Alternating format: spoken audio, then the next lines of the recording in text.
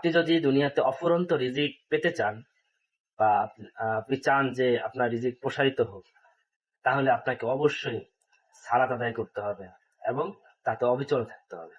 এই কথাই কোরআনে সূরা তোহা ১৩২ নম্বর আয়াতে আছে যে আপনি আপনার পরিবার বর্গকে সালাতের জন্য আদেশ করুন ও তাতে অবিচল থাকুন।